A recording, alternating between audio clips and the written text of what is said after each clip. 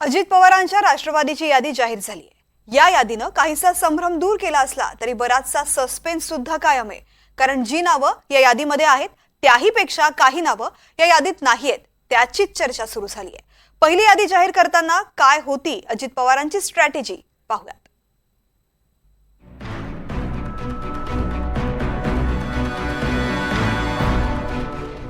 अजित पवारांचे दाखवायचे दात वेगळे होते आणि खायचे वेगळे होते हे आता समोर आले। कारण अखेर अजित पवार बारामतीतनंच लढणार आहे।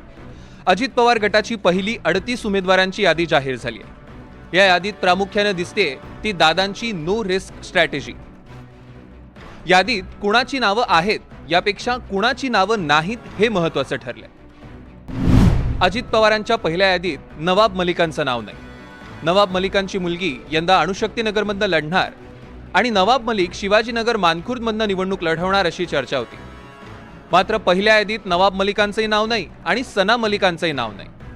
नवाब मलिकांनी दाऊद कुटुंबियांशी व्यवहार केल्याचे आरोप देवेंद्र फडणवीसांनी केले होते। तसंच नवाब मलिकांना राष्ट्रवादी अजित पवार गटात घेतल्यावर देवेंद्र फडणवीसांचं अजित पवारांना लिहिलेलं पत्रही चांगलंच गाजलं होतं। त्यामुळे फडणवीसांच्या मलिकांवरच्याच नाराजीमुळे मलिकांचं नाव जाहीर झालं नाही की काय अशी चर्चा रंगली आहे। तर वडगाव शिरीमधून विद्यमान आमदार सुनील टिंगरेंचं नावही जाहीर झालं नाही।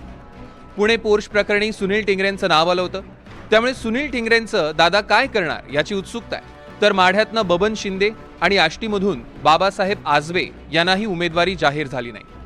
ते दोघेही शरद पवार गटात जाणार असल्याची चर्चा आहे। आज त्याच्याबद्दलच्या गोष्टी फायनल होती।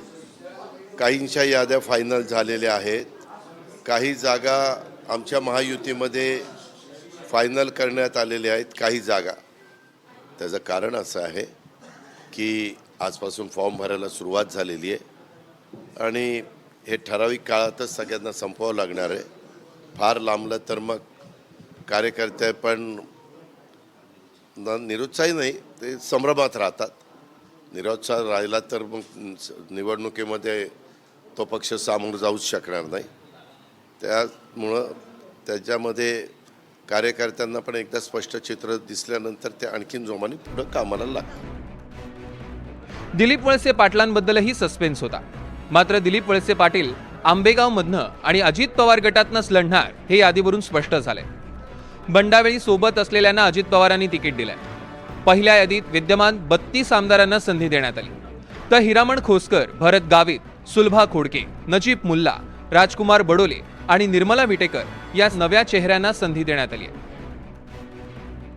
राष्ट्रवादी काँग्रेसच्या अजित पवार गटाच्या यादीचं आणखी एक वैशिष्ट्य म्हणजे या यादीवर मराठा उमेदवारांचा दबदबा राहिलाय।